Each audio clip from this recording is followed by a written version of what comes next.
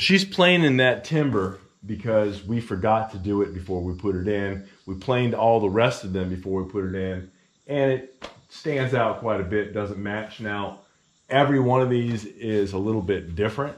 You got to follow the way the wood looks. We like a kind of slightly distressed look. We like the rough cut, so we've left, with all of these, we've left a lot of imperfections and tool marks. That's just the look that we like. We've got a few things we need to do in here before we can start putting the roof on. We've got the first panel that we put on is going to have a slight modification made to it up in the corner. And I'm actually going to have to pick up some 2x12s either tonight or tomorrow for the splines because we have no top spline in it. We're at the mercy of weather up here. There's nothing you can do about it. It was calling for rain this weekend all week long, but then the forecast changed. And it looked like today was just going to be cool and overcast. Well, that's not true. We're getting rained out. We're going to both go home and work on our day jobs. We both have some stuff we could be doing, be a little bit more productive. Well, we were only up here about an hour yesterday and we got run off by the rain. It rained a lot more than I was expecting it to. Some fair puddles on the road to get up here. Things are drying off already. I have to go pick up some 2x12s because the 10-inch roof panels that go on top of this thing need splines made out of 2x12s. I don't want to have lumber sitting around getting wet and fighting mold and mildew on my building material, so I'm going to try to only get what I can use in the next week or so. Well, it is late in the afternoon. We got back out here today. I had to go pick up building supplies because we have some additional things that we needed. Brought back a scaffold because I know we're going to start needing that soon. Jafana's putting that together.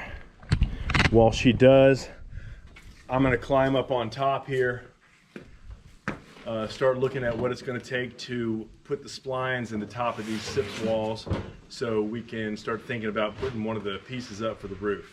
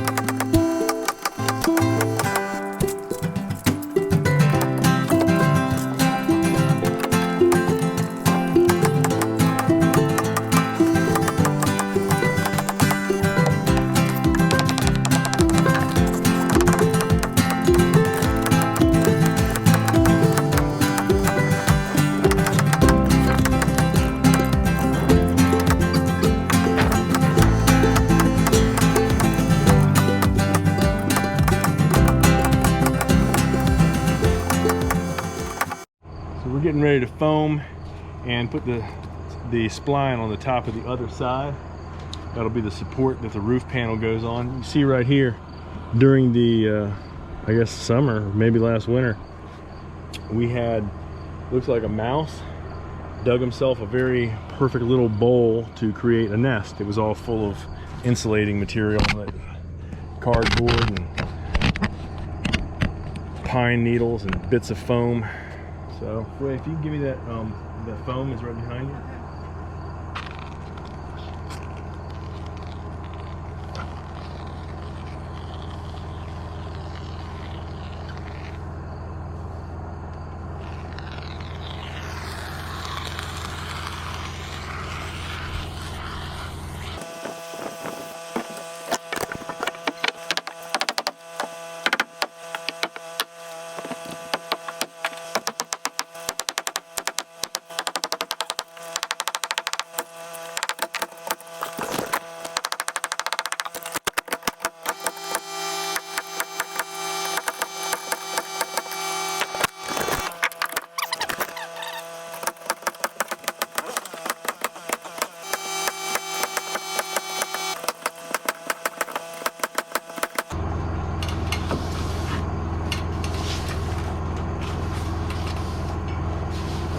Should not be underneath of me. I have a hammer that is loose in my tool belt. And I have a chisel in my hand. It should not be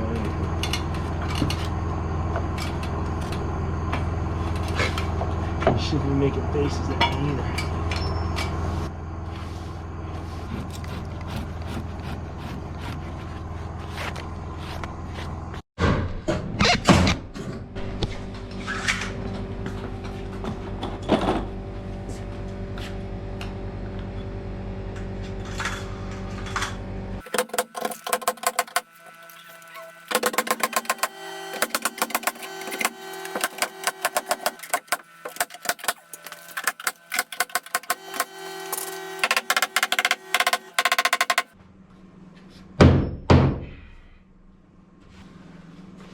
Alright, now we got another one to do.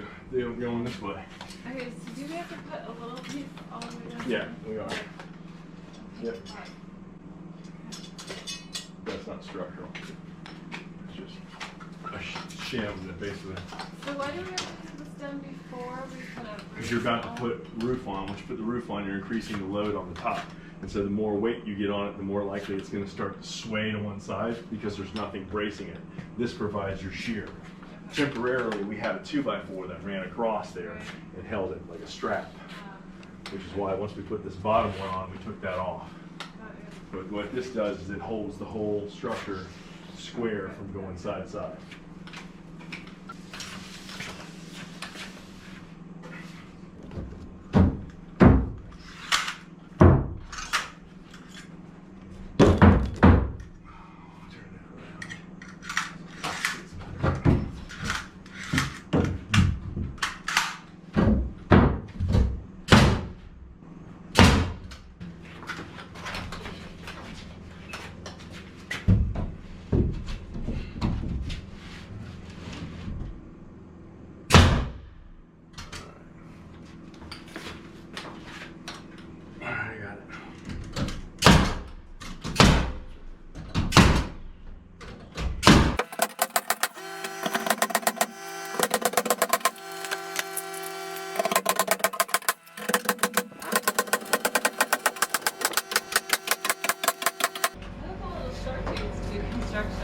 What's that? How little short do you do construction? I don't know. Stand on something?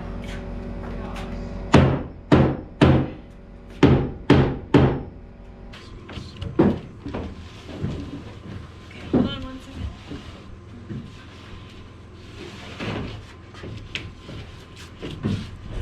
Watch your face. Yep.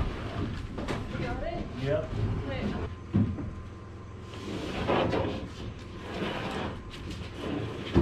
I got it. You talking about? The baseboard Yeah. to make it even. Do that much?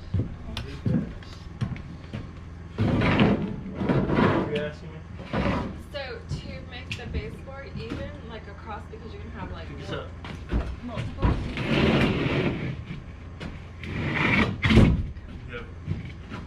baseboard even because you got multiple pieces of baseboard. Right. The floor is never completely even. So No. do you use like little shims and then nail it in, the baseboard in?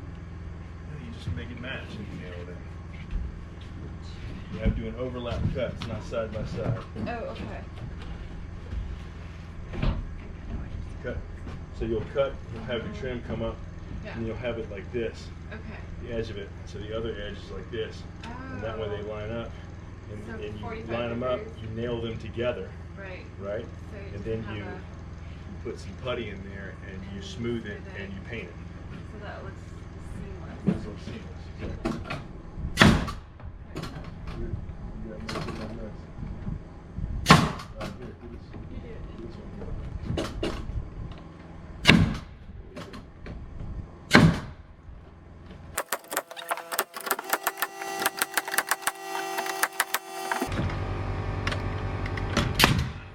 I hate that.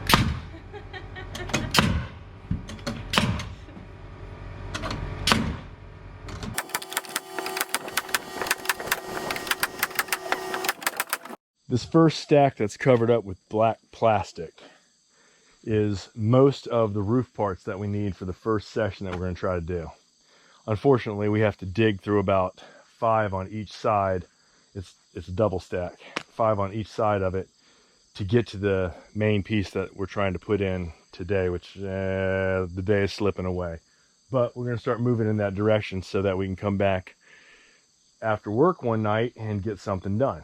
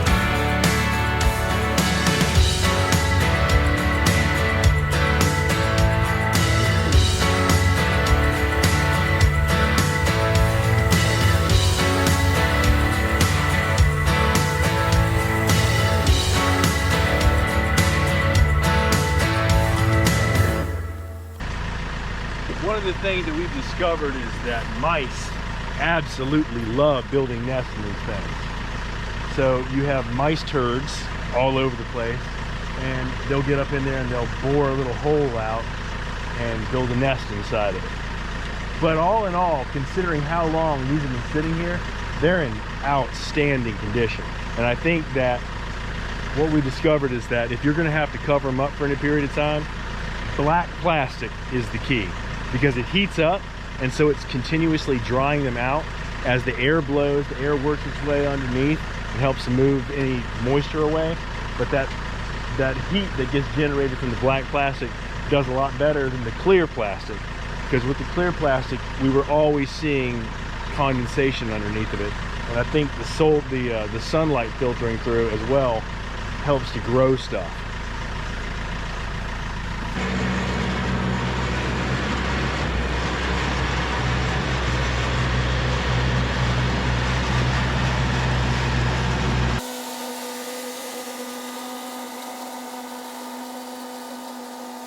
This went pretty well. We've got that stack over there, which is 3 of the 5 panels that go on that roof. And we've got this stack right here, which is 3 of the 5 panels that go on the roof of this room. Now, I have an issue, and it was spotted by the panel company. I had contacted them about a different issue I had, sent them some pictures, and they sent me a foam knife. The reason is that's supposed to be recessed. I'm supposed to have a 2x12 gets recessed into this, and so I've got to remove the foam. I used that foam knife on another panel just around Christmas time, and it worked like a champ. Problem I ran into, I started throwing the breaker switch, both on the generator and when I tried it at home. So there's some kind of short in it. I talked to them, they told me some things to check in the switch. So I have taken the switch apart, putting the switch back together, and I don't know what's going to happen. I'm going to give it a try. If that doesn't work, I've got something else up my sleeve that may or may not work. I do not want to have to go this full 22-foot, 12-inch wide thing and scrape it out mechanically, because that would suck. As soon as I turn it on, it goes into overload alarm. It ain't working. It's not getting hotter. All right, so that's out of the question. That's not going to work. Now, it really stinks that worked like a champ at Christmas time, but it doesn't work now. So I went to the hardware store, bought a charcoal lighter. If it doesn't blow the switch and it gets hot enough to light charcoal, it should get hard enough to melt this. So I'm going to take the depth gauge off this thing and put it on that, see if I can make it work. Now I got to be careful because the handle on this thing is not great. I'm going to put my gloves on too. Here goes nothing. It's not an overload, so that's good.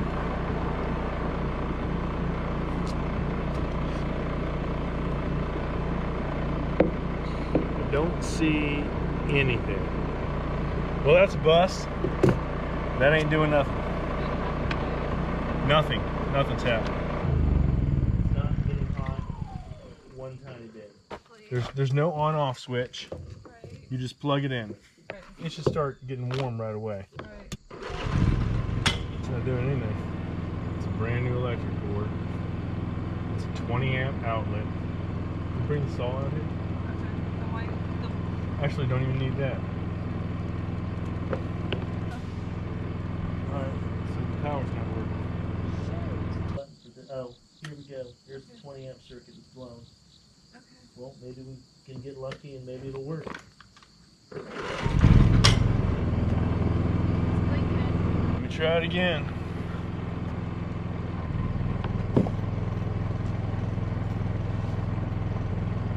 It's starting to get hot. What's that? I feel heat. Don't touch that I thing. know, I'm not. I'm just hovering. You putting out some heat? Yeah.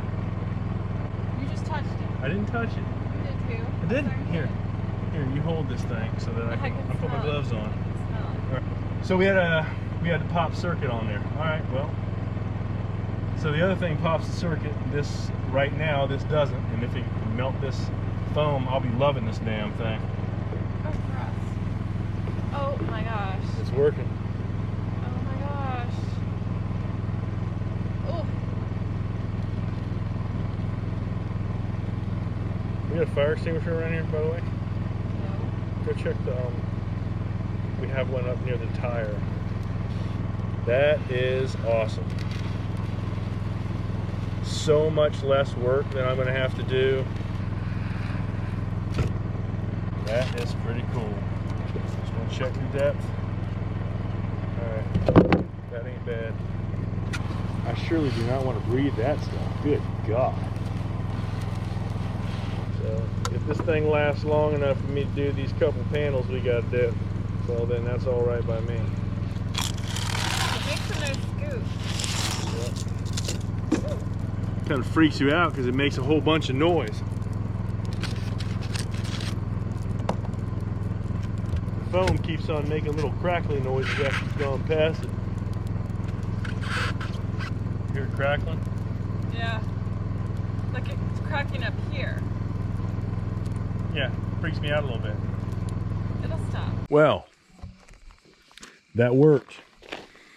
It scooped the foam out of there. I may have to come back here and do just the slightest bit of modification to it, but it worked. And it was only a $17 item. The regular foam knives usually run about $150. I was gonna order one, have it overnighted here, until I saw they had a charcoal lighter up at the big box store, and went up there and picked up 2 of them just in case I broke one of them. I managed to do it. I didn't hurt myself. I didn't set anything on fire. I got the stuff out of there, and it's a lot easier than the method that we used a couple of times where we were just scraping the foam out with a demolition bar. That is a big mess, and it really stinks. We got our stacks ready to go.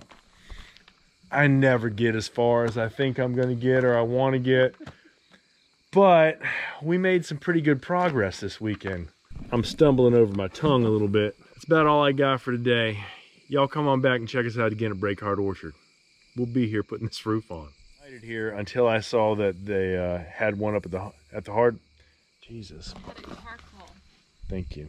Charcoal. Niceness.